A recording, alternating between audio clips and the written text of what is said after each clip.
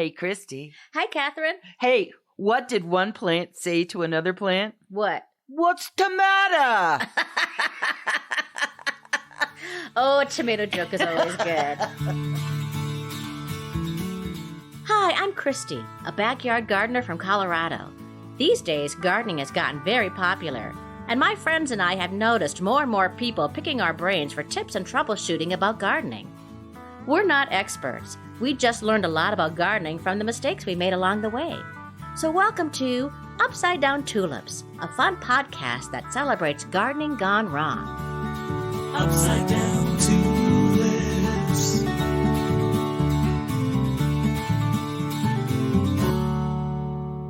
Hi, Christy. Hello, Kathryn.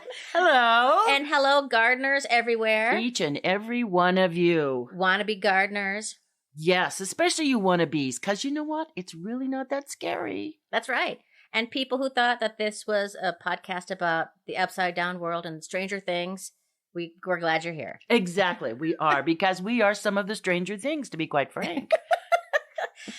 This week, we're talking about September planting. Yeah. And I could just feel it today, Kathryn, when I went outside to check on the garden. We had this huge week of in the upper 90s in the Denver metro area. And today, the heat broke. About last night, about midnight, because I happened to still be up, and I sat on my front porch, and I watched the cold front come through, and the trees blowing, That and wind the was temperature coming down. What a blessing! So it's like fall outside, and it's It felt hazy, and like it's it. overcast, and oh my God, it's just delicious. September just is, delicious. I think, my favorite month. It is a pretty spectacular month. Yes, I agree. Yeah. This is a little bit off topic, but I did do a bunch of canning this week, Kathryn. Ooh, what all did you can? Well, my neighbor got me a crate of Colorado Palisade peaches. Oh, heaven. And they were all, of course, ripe and ready Just to go. right there. Yeah. You didn't have a day to spare. I did not know. Exactly. And I think there's not a fruit out there that is more wonderful than a peach at that moment. I agree. And there's something very unique, I think, to West Slope peaches. Yeah. You know, there's just a lovely sweetness and a brightness to the flavor.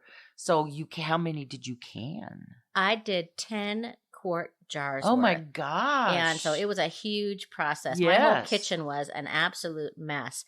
And as a result of it, because I put it in a very light sugar syrup, Okay.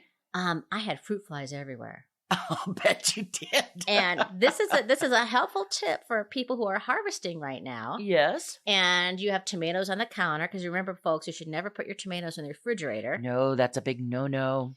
So you have all this produce out on the counter, and you get fruit flies. I took a bowl of apple cider vinegar Mm-hmm. and a couple drops of dish soap. And just set it in a saucer on the counter? Yep. Uh-huh. And that attracts them? Yes, and then they Oh my goodness. drown just in the same way Right. soapy water does it for Japanese beetles. Right. And the problem it's good now. So Well, that's spectacular. What a great hint. Perfect. Well, I learned something brand new this last week. I was talking to a friend of mine who is a master gardener, and we were talking about fall planting and stuff, and she was talking about the need to keep the soil moist. shout out to Moist. Right, exactly. And the reason why you keep it moist, and I had not put two and two together and come up with four this way, is you keep the soil moist because it enables the roots to be able to travel through the dirt easier. Oh, It's how sure. they grow the root system. Give them moist dirt to grow in. Don't give them dry dirt. And I was like, it was like a huge epiphany. I just had to go, oh, that's why. Yeah, sort of like nobody likes to, make things hard on themselves. You know what I mean? Exactly, Like it's exactly. like the water is bivouacking a pathway. Exactly. for It the roots. loosens up the soil so that those little growing roots can keep moving through it. It was a huge epiphany for me. So I thought I would share it with everybody that's out there. awesome. Well, next week, Kathryn, is National Indoor Plant Week. Is it? Yes. What's a weird time, I think, is it's always hard for me to put my intention toward my indoor houseplants this time of year. Right. When everything else needs my attention. But Yes. so, friends, don't forget to give your plants a little extra special hug and extra love. smoochies. Yeah. Do you have indoor houseplants? I have a few that I started new this spring from bigger, older ones that had outgrown their pots and they were very old and they needed to be refreshed. Oh, then they feel good. Yes. Plants are so happy. And when I'm they do also that. trying to cut down on the number of plants I winter over inside the house because my house just gets taken over by them. And by March, everything is messy and there's dead leaves everywhere and the cats are sitting in the big pots and yeah. They thought you brought them in for them. They do, actually. They look at me and go, thank you. Yes. Yes. We have a kind of a fun giveaway for our listeners, Kathryn. Ooh, giveaways. I love giveaways. So, friends, if you ever thought about joining our garden party, which is just your way of supporting this podcast, throw a couple bucks our way each month, which helps pay for the expenses. Exactly. And we have fun little rewards that you can get, like seeds from our gardens, or there's a beautiful merch. Journal that's available on our merch page, which is just lovely, and the quality of the paper is spectacular. Oh, great! Yes. With our coffee cups, which Kathryn, you are drinking from right now. Exactly, and it does make your coffee taste better, believe it or not. That's great. Yes. And we have levels for all sizes of pocketbook, so it could be just $2 a month, up to $5 a month, $10 a month. $25 a month if you're feeling super generous and you really love us. And our giveaway this week is that anyone who joins the garden party this week will be entered into a drawing for an Upside Down Tulips t-shirt. Ooh, and they're really nice t-shirts too. Ooh, that's great. So if you need more things with tulips on it, all you need to do is either click on a link in the show notes to join the garden party, or you can go to upsidedowntulips.com. Sounds like an exciting thing to do. Or if you want to, you can enter by becoming a member of the garden party. And when you get the t-shirt, you can give it to somebody for Christmas. Oh, that's a good idea too. Yes. Kathryn, what's going on in your garden this week? Well, I think the big tomatoes, the full-size tomatoes, I think that we're coming to an end on that. Oh, really? I don't have any more blooms on them. And Oh, the squirrels. gotcha. And the squirrels have finally discovered them. Jerk butts. Those little wankers. Anyway, my cherry tomato bush, the gigantic, these two plants that have grown together is just humongous. They're at their peak right now. So I really started actually cutting off the blossoms so that the green ones that are there can finish ripening. Mm-hmm. And I'm also just going to have to whack it back so I can find the cherry tomatoes that are inside of the bush. Now, what do you do with all the cherry tomatoes when they come in? I am contemplating that now. I have a dish I make, which is an Ina Gardner recipe, which is basically the cherry tomatoes cut in half. And then you put a really good red wine vinegar over it, salt them all well, and then drizzle them with some olive oil and then some cut up or torn up basil. And let it sit for about 20 minutes. And then, oh my God, it's so good. And if you have some hard, crusty bread, you then swish your hard, crusty bread around in the sauce. Oh, man. Oh my God, it's so good. That sounds like But corn. I am reaching my burnout level with. So I am contemplating perhaps canning some cherry tomatoes. Oh, you can do that. Yeah. I'm thinking I might do that. I might cook them down a little bit with a bunch of fresh basil in with them and some onions. I've roasted them before too. Well, I'm thinking of doing that freeze it. tomorrow too and try that. So I have a couple of options, but yeah, I have a boatload of cherry tomatoes still coming in. How about you? Well, my tomatoes kind of, I have a lot of green ones out there and they just kind of stopped turning red for a while because it was so hot. But now they're finally starting to turn. And I'm yanking them when they're about halfway red because of the dang squirrels. Because of those creatures. Yeah, exactly. Oh my goodness. And I am having a glorious pumpkin year. Oh, that's spectacular. And friend, if you remember this, I winter sowed some pumpkin seeds that I saved from last year's pumpkins. And because I love my compost pile doesn't get hot enough for those type of seeds anyways. I just went ahead and I planted these seedlings in my compost pile, and I think I had like 6 or 7 vines. I've already harvested 3 pumpkins. I have 4 more that are happening on the vine. Absolutely glorious. Are these decoration pumpkins, pie pumpkins? Yeah, they are. They're more like Halloween General pumpkins. purpose Just kind of pumpkins? fun to grow. Okay. I've kind of learned that the pumpkin pie pumpkins, they don't work for me. The best pumpkin pie, I think you have to buy the canned stuff. I agree. And it's such intensive work to grow your own pumpkin pie. I've done that before, and it was a terrible pumpkin pie. Yeah. It was too watery. No, I agree. I agree. Oh, but Kathryn, Yes? so I went out there today. Oh, Yes? to tell you the story. Oh my God, what was out there? I'm just going to say trigger warning for people if you don't like gross things. Zoom ahead 30 seconds. So I went out to check on the pumpkins, right? And I had this gravel driveway, and my eye just kind of caught like something like that wasn't the gravel, kind Right. of this gray thing. And I went, oh, is that a mouse? I went, oh, is that a dead mouse? And I went, oh no, that's a rat. Oh no! A dead rat in my your driveway, driveway? which is so gross and scary. Ooh. My handsome and handy husband. Did he dispose of it He for did. you? He put it in the garbage. He is our hero. I asked him to get it for me, Yay. and he goes, "So much for, female progressiveness." Well, for me, the line in the sand is reptiles.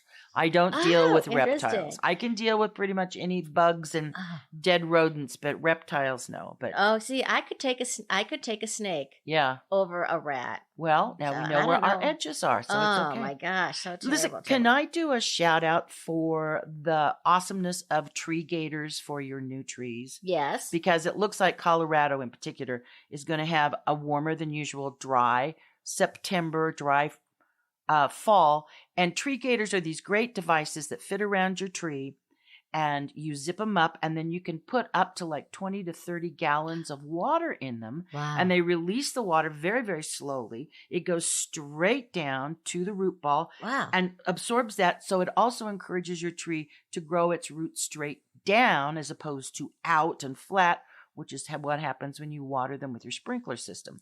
You know what I love about that, Kathryn, is that a lot of people are going to be getting rid of their lawns. Mm-hmm. And we've said like there are laws that are happening Right. where people are getting paid to get rid of their lawns, and you can't have Right. lawns anymore. But what people are forgetting is that if you don't have a lawn and you have a low water garden, and if you have trees in your yard, your trees are still going to need water. Exactly. And if You're you going to have take to away pay all that attention to water, that. Mm-hmm. so this Treegator system sounds great because it's just directly a better use for Right. it. Yeah. And it's especially good. I mean, most trees are relatively slow growing. And so, you can use it up to, I think the diameter is probably somewhere around, I would say 8 inches maybe. And if you want larger than that, you can attach 2 gators together like back to back. Oh. So you have a water side on both. You know what? Let's put a link to this on in the show notes, Kathryn, Okay. and then we'll put something up on our Facebook page so Okay. people can see what it looks like. That too. sounds spectacular. But my So, that's arborist great. introduced me to them. They are awesome, awesome, awesome. I still don't have any zucchini, by the way. So again, this is my second year in a row without zucchini. I think you insulted the zucchini goddess. Did You I? did something last year Boy, or the year she before. is picky. Yeah. She is way too sensitive. Well, she carries a grudge. She does carry a grudge. Well, I think it's one of two things. I think it's either where I put this zucchini plant this year was not enough sun, Right. because I think it got shaded by the sunflowers, Probably. or there's also a squash bug. And they say that it's really hard to see the squash bug, but it can prevent your plant from the flowers from. Squash bugs and Japanese beetles are getting together to take over the planet. Ah. That's what's going on. Uh-oh. Yeah, it's a big conspiracy theory. Folks, if there are words or terms you don't understand, please check out the funny and informative Upside Down Dictionary at upsidedowntulips.com or click on the link in our show notes. Yes, the show notes are very helpful. I use them all the time before I started to co-host. They're just a wealth of information. And also, we have really fun stuff on Facebook, Instagram, and Pinterest. And coming up now, What is it? we have a repeat of one of our favorite pod plays, which is a parody of the HBO TV series Succession. Awesome. Because later on in the podcast, we have a brand new A brand new one? pod play. Ooh, fun, fun, fun, fun, fun.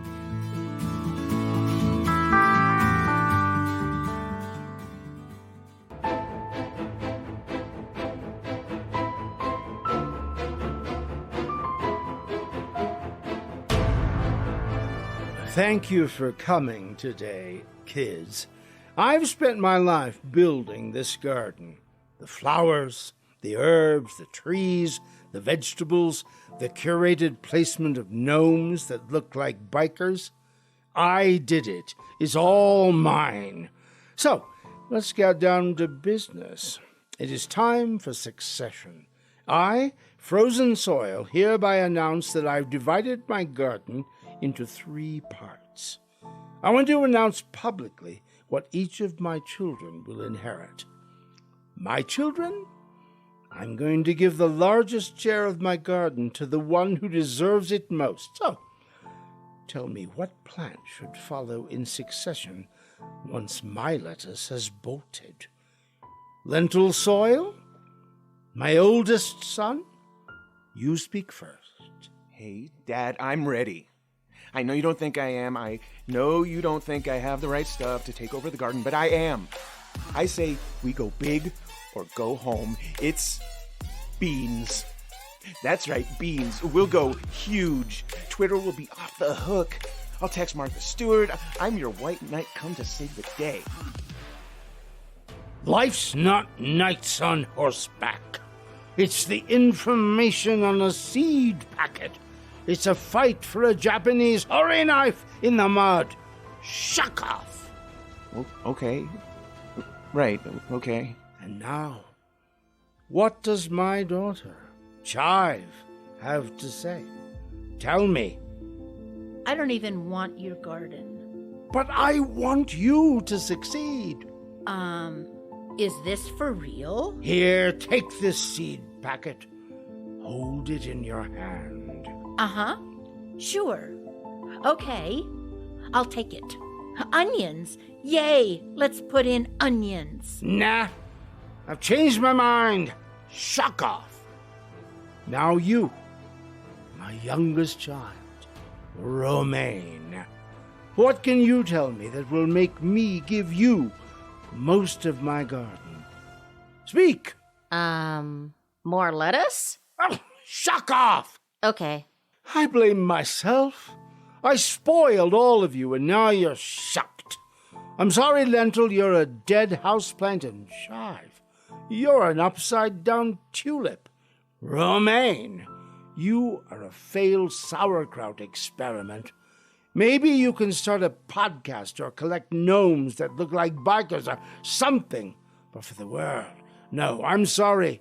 You're not made for gardening. You can't stand it. I've decided I am going to sell the garden.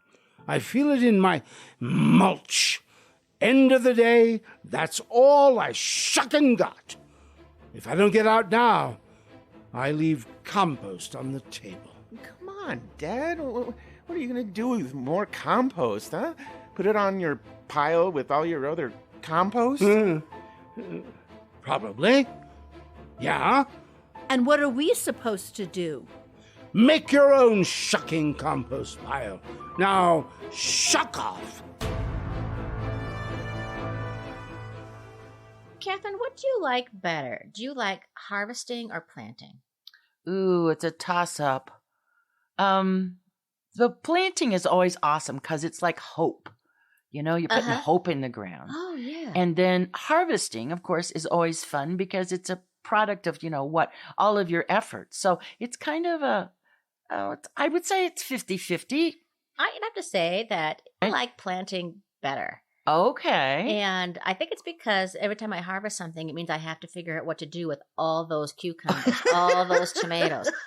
It's like an extra thing. I know it. Or I have to. But yes. like this planting, and this is a good reminder for folks. that depending upon where you live, but really for most of the United States and big parts of Canada, True. you can plant in September. That's true. That's true. And I always tend to forget that, getting caught up in tomato season in particular. Now, do you do a lot of seeds in the fall, or do you do plants? I mean, what do you put out? You can do both. I think what people might be surprised to know about it is that it's actually the best time to plant seeds and seedlings of veggies. That is very true. Annuals, perennials, shrubs, trees. Right. It gives the plants the best opportunity to establish their root system. That's correct. Before the ground freezes. Yes. And then they have a healthier root system already in place when they've gone dormant. Come the spring and the ground starts to warm up, they got a whole jump ahead of that stuff you're going to go to the nursery and buy and come home and put in the ground. So it is a great head start. And usually there's more rain. That's true too. So that really helps. Yeah. I would say the first kind of clue regarding seeds that people we'll go into what kind of seeds you can plant this time of year. But one thing that's important to note is that about how to read a seed packet. True. And I think and you do need to read the seed packet. You kind of do. Not like me. Yeah, there's good information on it. Right. And you want to, if you're talking about veggies and flowers, you want to look for something that'll say cold season on it. Right. This time of year, or it has the word frost tolerant on it. Those good are point. Good words. Okay. And then on a seed packet, it'll say on it how many days to maturity. Right. And like I'm holding up a packet here right now of romaine lettuce. Right. And it says frost tolerant 21 to 68 days. And what that 21 to 68 days means is how many days until until it reaches maturity. And so what you need to do is find out where you live, the zone that you live in, the zone you live in, what your average first frost date is going to be. Now, in the Denver metro area, we're zone 5B. Right. Probably almost zone 6, I think. I think it depends, frankly, which part of town you live in. Because the closer to the foothills you are, the higher you are in elevation. And believe it or not, that's a big difference from what it's like in Aurora. Oh, good. Yeah. And even in your own yard, you can have a difference between where your shade is and things like that. Well, it's important to be aware of your first and your last frost dates as a gardener. Your averages can help. You have to also pay attention to the weather that's happening around you. Yes. Because, we could get a first frost in September, though our average is usually around October 15th.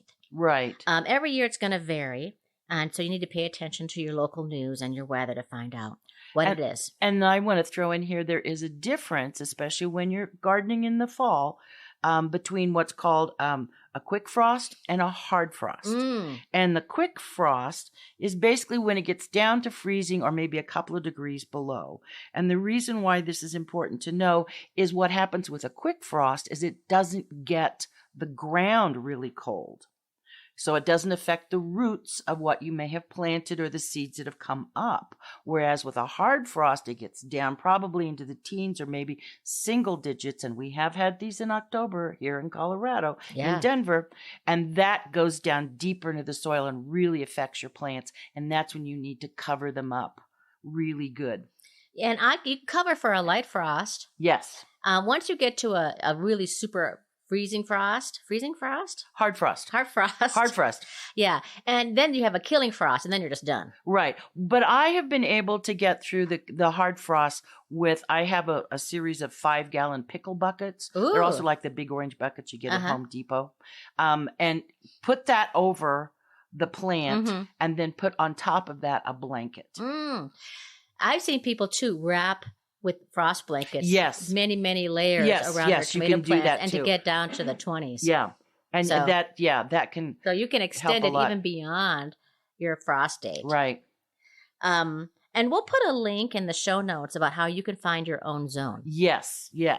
That's a really good thing to know. Exactly. It's very helpful. Yeah. And then Kathryn, talk to us about the importance of watering and mulching this time of year. Goes back to my epiphany earlier in the show that I mentioned, which is the moister the ground is, the easier it is for the roots to send out their little fingers and grow and establish that good base of the plant, that root system.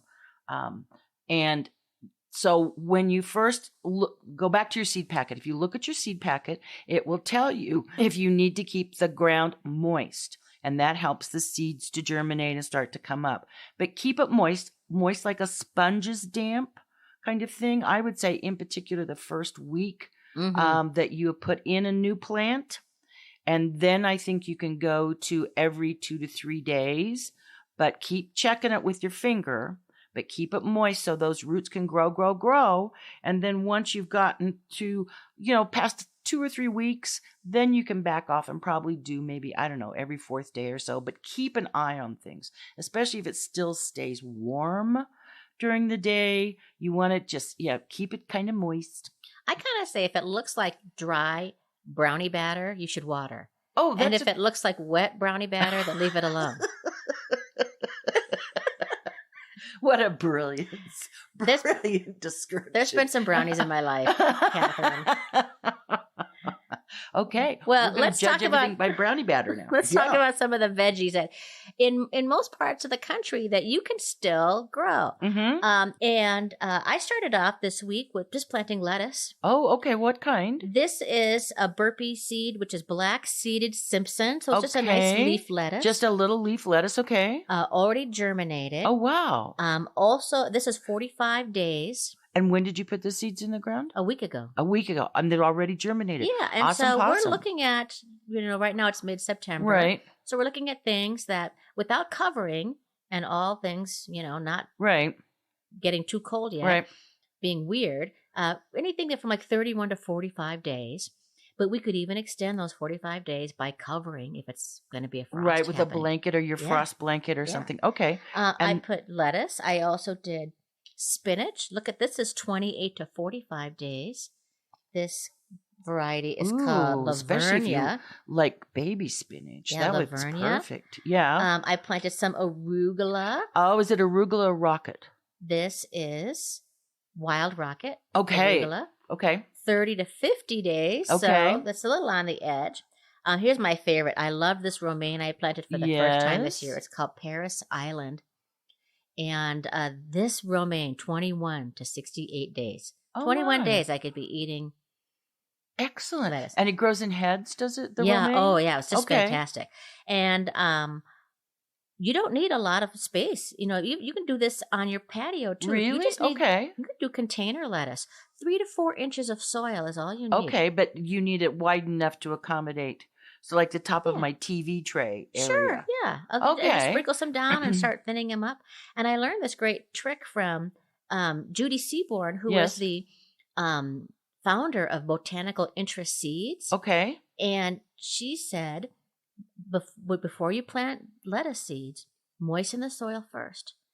And, of course. And then sprinkle them down and cover them and then leave them alone.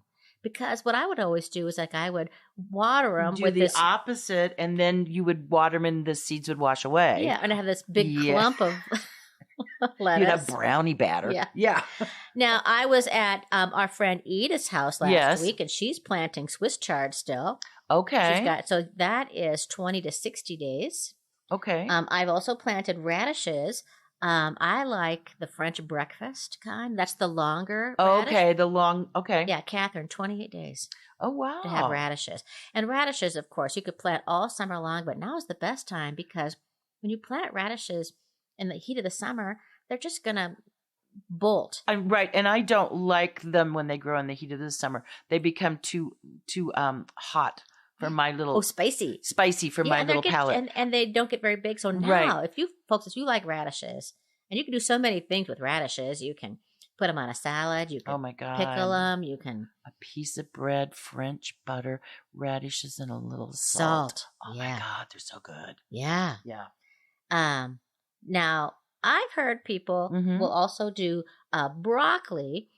I think you have to really be careful about the type of broccoli. You have to like a broccoli rab that would make 45 days. So make sure you look at the dates because you really can't go over 45 days. Yeah. No. Yeah. And if you're in zone 7 or up, also you could do a winter crop of peas or Right. green beans. Right. It's much milder. Yeah. Yeah. Yeah, that's very true. Yeah. Well, when we come back, we'll talk about veggies you can put in for a spring harvest right Okay. now, and we'll do flowers. Okay. And can we touch on mulching again? You bet. Okay, You can never excellent. mulch too much All because right. when in doubt, mulch it. Okay. So Yeah. now we're going to go.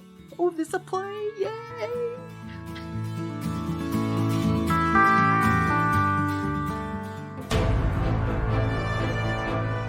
Succession. After the lettuce, I will plant radishes. Succession. After the green beans, I will plant radishes. Succession. After the onions, I will plant radishes. After the radishes, I will plant radishes. After the radishes, I will plant radishes. We need to talk about Dad. He is losing it. He doesn't know what to plant in succession anymore. He just keeps planting radishes. We need to call an emergency meeting of the community garden stockholders. Oh, and let me guess, Lentil, and put you in charge of the garden succession. We just need to stick to the plan, Chive. I take over succession and you two under me as co-assistant gardeners. Under you. Well, yeah, but still a team. The three of us. Romaine, you in? Interesting. Can I think about it? Of course. I thought about it. Chuck you. Yeah, Lentil, shuck you. The only thing we know for certain is that Dad doesn't want you running the garden. I think Chive meant to say is that she wishes Mom gave birth to a watering can because at least then it would be useful. What the shuck is going on here? Dad! Dad, we're just, worried about you because of all the radishes. We just want the best for you, Dad. Maybe give the radishes a break, huh? How about some onion? Not me, Dad. I love radishes, and not in any way that's inappropriate or creepy. I am surrounded by squirrels and shucking morons. I plant radishes because I love radishes. I'm gonna eat them on salads and with liverwurst sandwiches. I'm gonna pickle them and make kimchi. I'm gonna eat the greens. Then I'm gonna ship the rest to the night of the Radish Festival in Mexico and make another fortune. It's my shucking garden. I am frozen soil. You are shucking nobodies. I just have two more words for you. Love you. Shuck off. So we've been talking about things that we can do in September outside, and we covered lettuces and radishes. So what else can we put out this time of year? Well, there are some veggies you can plant now that you can have in the spring. Oh, now these are intriguing, yes? Well, the big one is garlic. Right, okay. And I happen to have a big clove that some friends sent me that I want to plant because they claim it's the best garlic on the planet. Oh, great. So I'm curious about this. Keep talking. Well, we have more information about garlic in episode 59, friends, which is called "We Have a Garlic Crush. Let's learn how to grow better garlic." But in pretty much any part of the United States and Canada, you can grow garlic. I mean, you can even, with proper covering, you can grow garlic in Alaska.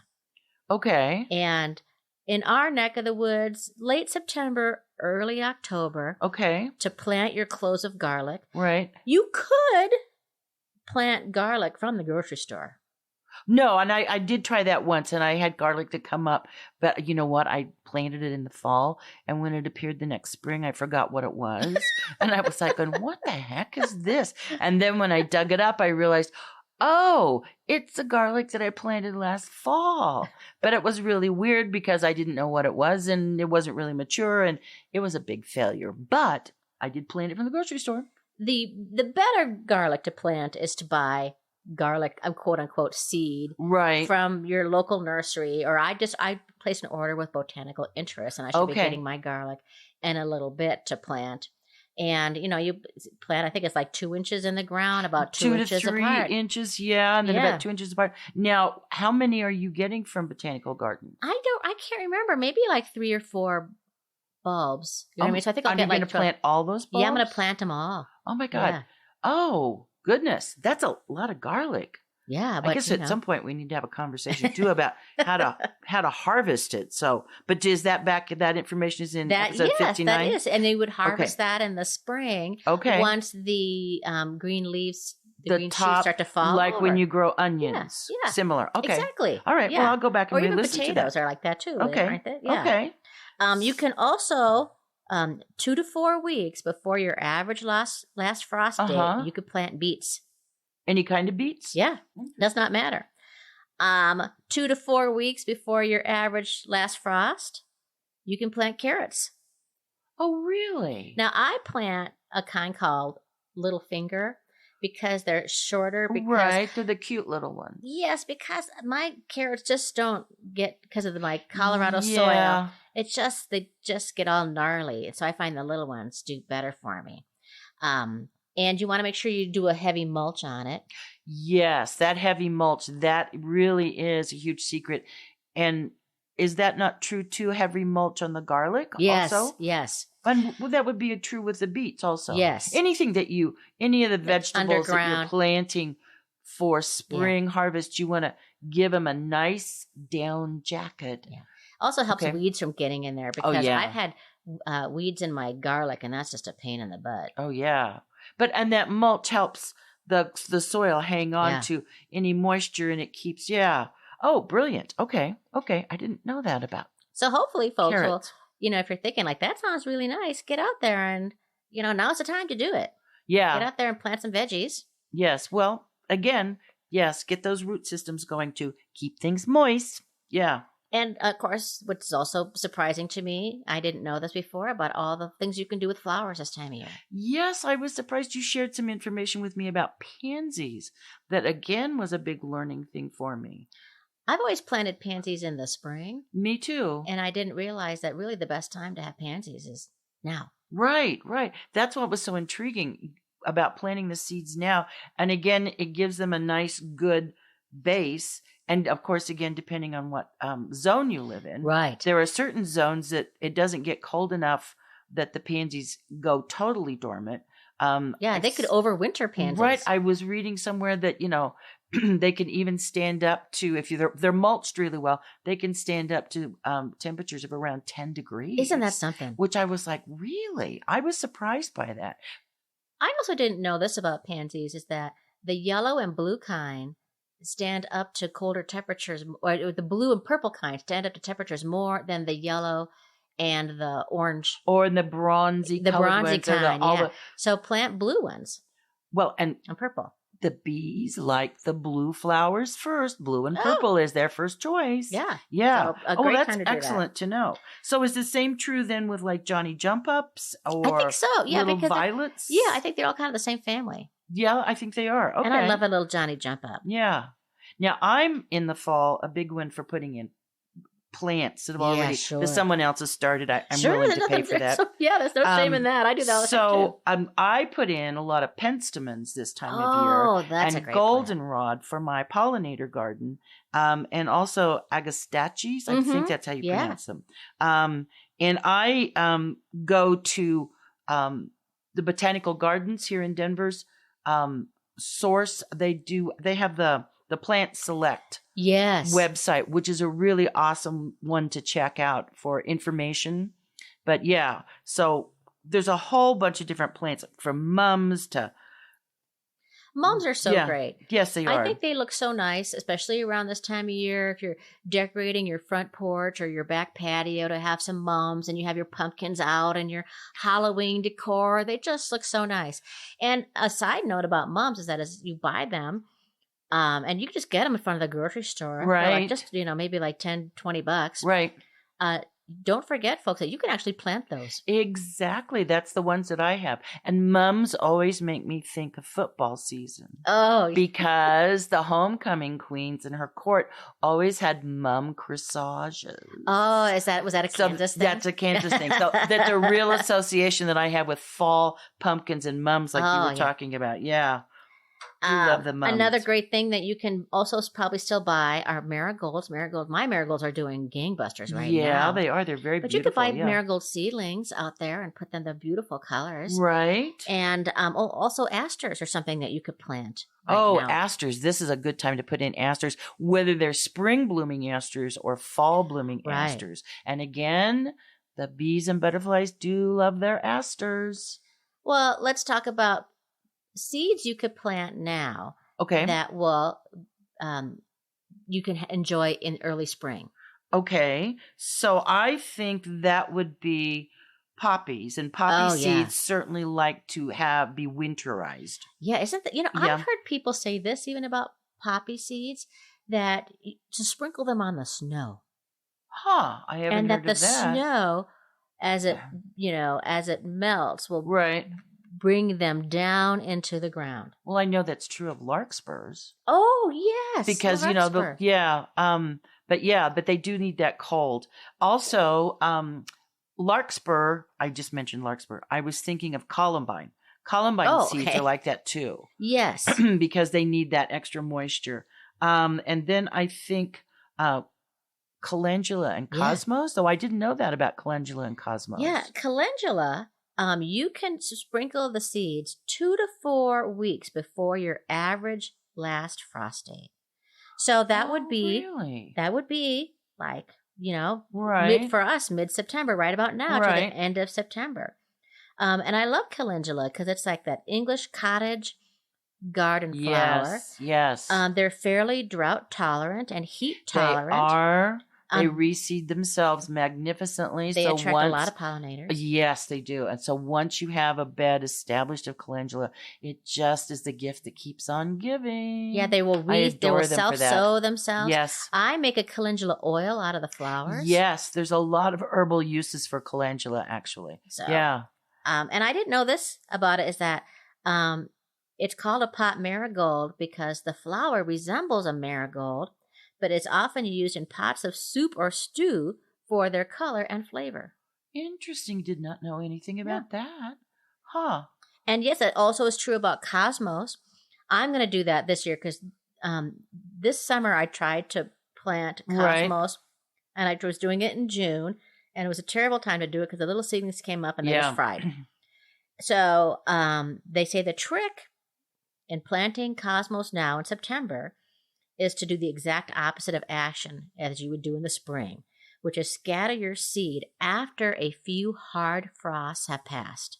Oh, okay. So it needs that winterizing, much like larkspur seeds do too. It needs the temperature to get down to a certain cool temperature. And you don't want them to germinate. Right, exactly. You just want them to kind of animated suspension. And cosmos you don't cover very well either. So I think you could just sprinkle them. And that's true of poppy seeds too. Right, that's a good point. And snapdragons is you just kind of throw them on the dirt, Well, the last one I'll say that's a great flower seed to plant right now in September so you can enjoy it in the spring are bachelor buttons. Oh, I do adore bachelor buttons. 1 to 2 weeks before your average last frost date. Okay. So now... Yeah. Again, now, and for the next couple of weeks would be ideal. Now, do you cover bachelor buttons? Barely.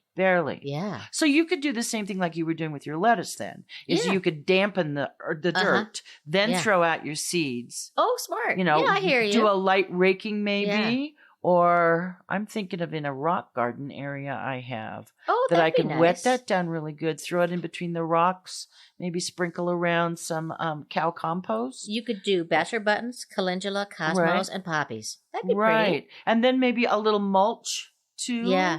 Yeah. Oh, that's a brilliant idea. Look at all these things you could plant right now. In between all the harvesting. We hope, folks, this inspired you a little bit. Yeah. To, get some seeds in the ground, get some seedlings, because really we have a whole other month to at least in Colorado to enjoy the garden. 4 to 5 weeks of and there's just nothing that tastes as good as the stuff that you grow yourself. It is the best, and it makes you feel so good when you see the stuff come up and you just go, ooh, I did that. Good stuff. Hey, Christy, guess what time it is? It's mailbag time. Ring, ring. Because the postman always rings twice. All right, friends, this week we've got a really good letter from the mailbag from my sister Lori. She sent me this great article because, as friends can remember, I love stuff that people find in their gardens. Exactly. It's like hidden treasure or like an archaeological dig. It is, And yes. we've had stories of people finding like, ancient pottery and, weird toys or Legos. Yeah. fun things. Fun things. So here is here's another story of something that someone found in their garden. Mary Grams, 84, was devastated when she lost the ring while weeding on the family farm in Alberta in 2004. But she had kept the ring's loss a secret from all but her son for more than a decade. On Monday, her daughter-in-law discovered the secret and the ring when she pulled up a lumpy carrot. The carrot had grown straight through the ring, enabling it to be plucked out after many years hiding in the soil. I just love that. I know. She had decided not to tell her husband when she lost it out of embarrassment, but she told her son. She went out and bought a slightly cheaper replacement ring and carried on as if nothing had happened. Maybe I did the wrong thing, but you get so worked up, she said. No one was the wiser until this week when her daughter-in-law, Colleen Daly, decided she wanted some carrots for supper. Miss Daly, who now lives on the farm where Mrs. Grams used to live, went out to harvest vegetables in the garden, and lo and behold, she spotted the ring while washing a rather lumpy carrot.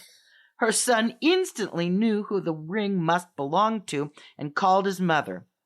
Looking back, Mrs. Graham says she wished she had told her husband, who died 5 years ago. He was a joker, she said, and probably would have found this whole situation pretty funny.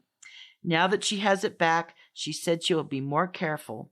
If I'm going outside or anything, I'm going to put it in a safe place.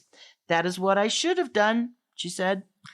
I just love that. I know. And we have this great picture that we'll put on our Facebook page, friends, of the carrot and this diamond ring where the carrot grew through the it. middle of it, and it is just so bizarre. Just whim. I don't know what the right word is. Well, that this just happened. And it laid in the dirt for what? Almost decades. Yes, wait, yeah. I can't do math in my Oh, head. wait, no, yeah, 2004. Yeah, 2004. So almost 20 years. And I could see that happening to me because I lose things in the garden all the time. Do you? Oh, I just lost my Japanese hori knife, Kathryn. I need another. This will be my third one. Oh, no. I've lost, as we already talked about, I've lost garden forks a lot this year too. Yes. And I could just see myself though with my hand in there, right. And if your ring was loose enough, that this is why you're supposed to wear gloves. Yeah, okay? but sometimes you just want to feel stuff. No. Oh, really? I don't need like to. dried mud on my fingers. Don't ask me why. It's a kid thing. It's like chalks, fingernails on a chalkboard. Okay, all right. But my secret to losing tools in the garden is if you paint the handles red, you just go, you know what? It's going to show up eventually. And just relax and trust. And the little garden fairies who take and hide those things will bring them back. And you'll go, see, I knew it would come back. Because I lose those calipers. Those clippers. Yeah, Yeah, the secateurs. Yes. Mm-hmm. I lose those all the time. And I just have to learn to go, it will reappear in time. And they always have, like so far. This woman's diamond ring. Exactly. Right? Exactly. Well, okay, if anybody out there has stories about stuff you find in your garden. Yes. We want to hear about that. Yes, we do. Please. I don't care what it is. If you find something weird in your garden, write to us. Exactly. Or if you have questions or want to tell us what you're planting in September. Right. Please write to us at upsidedowntulips@gmail or upsidedowntulips.com. Excellent. Excellent. And we do love hearing from you. So, Christy, you got some inspiration for us for this week? Something to meditate upon? I do.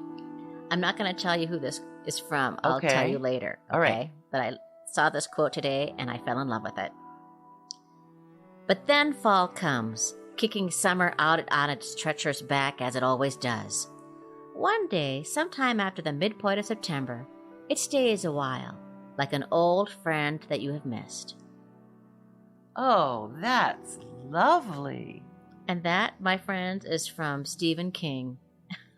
Oh, Isn't that nice? what a good Maine boy he is. Yeah. Fall feels like an old friend to me. Yeah, no, it does. It does. Yeah. Well, oh, that's lovely. thank That's you. very lovely. Well, friends, you've reached the end of another episode of Upside Down Tulips. Thank you so much for listening. Yes, thank you, thank you, thank you. We are Christy Montour-Larson and Kathryn Gray. Yes. And if you had some laughs and some value out of this week's episode, could you please do us a favor? Hit that subscribe, like, or follow button wherever you listen to your podcasts. And thank you so much to Denise Gentilini. It's a beautiful name, Gentilini. It's like a music. Yes. But thank you, Denise, for composing and performing the Upside Down Tulips theme song.